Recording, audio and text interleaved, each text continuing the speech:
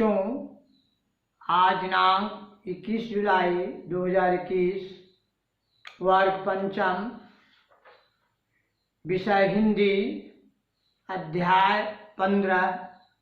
अध्याय का नाम है बड़े लोगों की बड़ी बातें। कहानी है, आप लोग कहानी का आनंद लीजिए और इस कहानी से आप लोग को शिक्षा भी ग्रहण कर अवश्य कीजिएगा। सबसे पहले आपको इसमें बहुत से शब्दार्थ दिखा दिए हैं, जैसे काहिल है। काहिल माने सुस्त होता है, आलसी होता है। संस्थापक मतलब स्थापना करने वाले को कहते हैं। पाखंडी मतलब ढोंगी होता है। पर निंदा मतलब दूसरी की बुराई करना है। न्योली क्रिया एक विशेष क्रिया जिससे पानी द्वारा पेट के भीतरी भागों की सफाई की जाती है, उसको न्योली क्रिया कहते हैं। तो ये सब का श्लोक शब्दार्थ जो है आप लोग बच्चे 66 किताब में है, उस पेज में निकाल करके आप लिख सकते हैं। हम थोड़ा ब्लैक बोर्ड पर लिख लिए हैं। अब कहानी आप लोग सुनिए कि बड़े लोगों की बड़ी बातें। पर निंदा का दोष छोड़ें। पर निंदा माने दूसरे की बुराई कभी नहीं करना चाहिए, है ना। पुराने समय की बात है, कहानी है। एक शेख सादी जी का नाम सुने हुए, वो बहुत प्रसिद्ध कवि थे। एक बार की बात है बच्चों, वे अपने पिता के साथ मक्का मदीना जा रहे थे। साथ में उनके साथ और बहुत से लोग थे। सब लोग रात को उचित स्थान पर ठहरते थे। आधी रात के बाद जागकर सब प्रार्थना भी करते थे।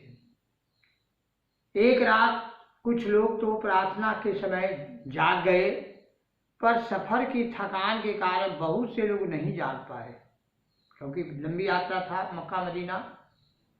सोते हुए लोगों को देखकर शेख सादी अपने पिता से बोले, देखिए ये लोग कितने काहिल हैं, प्रार्थना के समय भी सोए पड़े हैं। पिता बोले, सादी अच्छा तो हुआ, तो अच्छा होता तू भी इन्हीं की तरह त्रास होता रहता, कम से कम दूसरे की बुराई करने के दोष से बच जाता। तू ही सोच, किसी की बुराई करना कितना खराब बात है। शेख सादी बहुत शर्मिंदा हुए। उन्हें अपनी गलती का बोध हो गया। दूसरे की बुराई करने वाला व्यक्ति ईश्वर की क्या प्रार्थना करेगा, उसे पहले परनिंदा के दोष को छोड़ना होगा। इसलिए बच्चों, किसी को बुराई नहीं कीजिए, है ना। दूसरे की बुराई करने वाला व्यक्ति यदि दूसरे का बुराई कीजिएगा तो भगवान कभी भी आपको सफलता कोई भी काम में नहीं करेंगे। इसलिए पहला चीज सीखे कि हमें दूसरों को बुराई नहीं करना चाहिए। अब दूसरा, क्षमाशील स्वामी दयानंद सरस्वती जी के बारे में भी सुनिए। जानते होंगे बच्चों, स्वामी दयानंद सरस्वती आप लोग पढ़े होंगे कि आज स्वामी दयानंद सरस्वती आर्य समाज के संस्थापक थे और मूर्ति पूजा और पाखंड के एकदम घोर विरोधी थे। मूर्ति पूजा नहीं करना चाहते थे और पाखंड का घोर विरोधी थे। लेकिन कुछ लोगों को की रोजी रोटी का मूर्ति पूजा ढोंग पाखंड के बल पर ही चलती थी। अपनी कमाई का आधार खिसकता देखकर वे स्वामी जी से क्रुद्ध हो गए। स्वामी जी को हानि पहुंचाने की घात में रहने लगे। एक पाखंडी का नाम सुने होंगे, पंडित जी को एक दिन अवसर मिल ही गया। एक पाखंडी पंडित को एक दिन अवसर मिल गया। उसने स्वामी जी को धोखे से पान में क्या किया, जहर मिला दिया। स्वामी दयानंद सरस्वती जी को शीघ्र पता चल गया और उन्हें न्योली क्रिया द्वारा, मैंने पानी के देकर, मुंह में पानी लेकर के नीचे से गरारा करके इसको जो है निकाला जा सकता है, वही न्योली क्रिया हुआ। इस प्रकार उनके प्राण बच गए, न्योली क्रिया के द्वारा वो बच गए। स्वामी जी इतने क्षमाशील थे कि सब कुछ जानते हुए भी उसकी इन्होंने अपराधी को एक शब्द भी नहीं कहा, जैसे कुछ हुआ ही नहीं हो। इस प्रकार से आप लोग सुने कि उनको क्षमा कर दिए। ऐसे थे स्वामी दयानंद सरस्वती। और आगे बात सुनिए, एक छोटी सी और इसका एक कहानी है बच्चों, सुनिए। यह घटना अनूप शहर उत्तर प्रदेश में है, अनूप शहर। वहाँ उस समय सैयद मोहम्मद तहसीलदार थे। वे बड़े निष्पक्ष और न्यायप्रेमी थे। वे स्वामी जी के प्रशंसक थे। उन्हें जैसे ही इस घटना का पता चला, उन्होंने तुरंत अपराधी को बंदी करा दिया। तब अब तहसीलदार साहब स्वामी जी के पास पहुंचे। उनका विचार था कि स्वामी जी अपराधी को बंदी कराने के लिए उनकी प्रशंसा करेंगे, लेकिन स्वामी जी प्रसन्न होने के बजाय क्रुद्ध हो गए। वे नाराजगी के कारण तहसीलदार से एक शब्द भी नहीं बोले। तहसीलदार स्वामी जी के इस व्यवहार पे आश्चर्यचकित रह गया। उन्होंने स्वामी जी से पूछा, नाराजगी का कारण पूछा।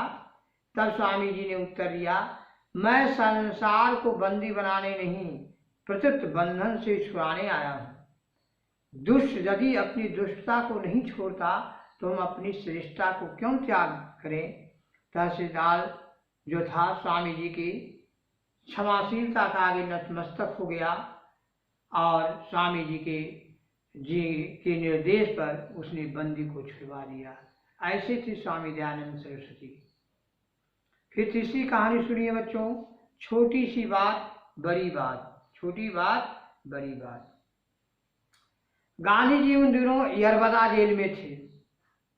नजरबंद रखा गया था गांधी जी को। एक दिन वे कुछ मुलाकातियों के से बातें कर रहे थे। पास ही एक कैदी उनके लिए अंगीठी पर पानी गर्म कर रहा था। अंगीठी तेज धक रही थी, पानी जल्दी गर्म हो गया। उस कैदी ने पानी के बर्तन नीचे उतार कर रख दिया। अंगीठी उसी तरह जलती रही। अचानक गांधी जी का ध्यान जलती हुई अंगीठी की ओर गया। वे कैदी से बोले, भाई अंगीठी बेकार जल रही है, इसे बुझा दो। पास ही एक जेल अधिकारी बैठा था। वह तुरंत बोला, गांधी आप कितनी छोटी सी बात का फिक्र कर रहे हैं, सरकारी कोयले हैं, जलने दो। गांधी जी ने गंभीर होकर कहा, यह छोटी सी बात नहीं है, ये कोयले आम जनता के पैसे के हैं। जनता के धन का दुरुपयोग करने का किसी को अधिकार नहीं है। कोयले बुझा दें, एक बार फिर पानी गर्म करने के काम आ जाएंगे। बात छोटी थी पर कितनी महत्वपूर्ण थी बच्चों। अधिकारी भी समझ गया कि गांधी जी को इतना महान क्यों माना जाता था। हम देखते हैं आज सब तरफ फिजूल खर्ची का बोलबाला है। यदि सब मिलकर धन की बर्बादी को रोकें तो बचे हुए धान से करोड़ों भूखे नंगों की रोटी कपड़ा मिल जाएगा। इस प्रकार से बच्चों आप महात्मा गांधी जी का उपदेश सुने। अब सुभाष चंद्र जी का भाव सुनिए। सुभाष बाबू का नाम सुने होंगे। इस सुभाष चंद्र जी वीरता, साहस और देशभक्ति के गुणों के साथ साथ सेवा भाव भी उनमें कूट कूट कर भरा हुआ था। जब सुभाष बाबू स्कूल पढ़ने के लिए जाते थे, कहाँ कटक शहर जाते थे, तो हैजा की बीमारी वहाँ फैल गया। हजारों लोग मौत के मुंह में समाने लगे। हैजा बहुत भयंकर बीमारी थी। एक गांव में पहुंचा हैजा होती थी तो पूरा गांव में, एक आदमी को होता था पूरा गांव में, और कस्बा पूरा अगल बगल सब जगह शहर माने बहुत तेजी से फैलता था। मौत के मुंह में समाने लगे बहुत से हजारों लोग। सुभाष अपने साथियों को इकट्ठा करके मरीजों को सेवा शुश्रूषा में लग गए। लेकिन कुछ लोग अच्छे काम में नुक्ताचीनी करने में बाज नहीं आते। हैदर नाम का एक गुंडे ने इस सेवा कार्य का विरोध किया। इसी बीच हैदर के परिवार के कई सदस्य भी हैजे के चपेट में चले गए। कोई भी उन बीमारों को सहायता करने के पास नहीं फटका। लेकिन सुभाष बाबू का हृदय विशाल था। हैदर के विरोध का अनदेखा करके सुभाष और उनके साथियों से बड़ी लगन से हैदर के परिवार की सेवा की। उसके घर की गंदगी अपने हाथों से साफ की। तब हैदर जो है बहुत लज्जित हुआ, फूट फूट कर रोने लगा। उसने अपनी गलती का एहसास किया। सुभाष बाबू ने उन्हें माफ कर दिया। सुभाष बाबू ऐसे थे, रो मत भाई। सुभाष बाबू बोले थे, रो मत भाई, तुम्हारे घर के लोगों रोगी जल्दी ठीक हो जाएंगे। मैंने तो केवल अपना कर्तव्य निभाया है। किसी के दुख में काम आना मनुष्य का सबसे पहला कर्तव्य होता है बच्चों। सुभाष ने अपनी निस्वार्थ सेवा भाव से एक दुष्ट व्यक्ति का हृदय परिवर्तन कर दिया।